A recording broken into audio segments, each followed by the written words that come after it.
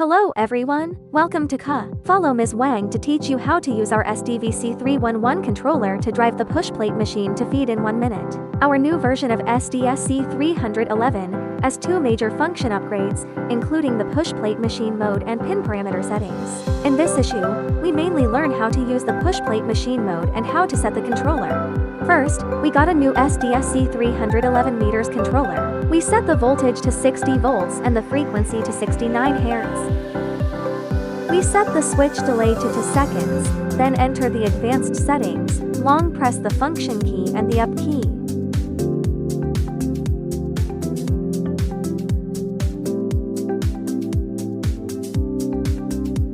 Because our linear vibratory feeder needs to run all the time, we set this mode to R to keep the straight vibratory running.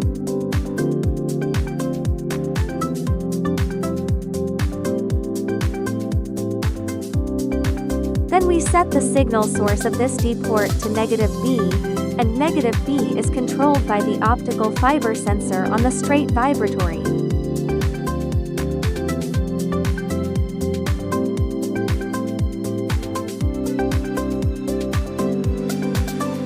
We set the switch delay of our D port to 2 seconds, which means that the push plate machine pushes up for 2 seconds and goes down for 2 seconds. Then the most important thing is our mode, the mode of port D.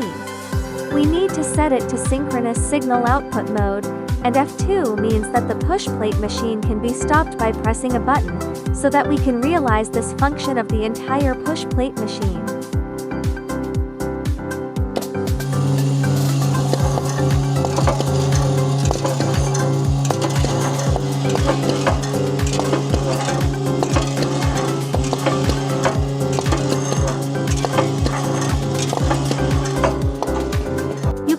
That when the material on the straight vibratory is full, the push plate machine will stop pushing the plate after a delay of 2 seconds.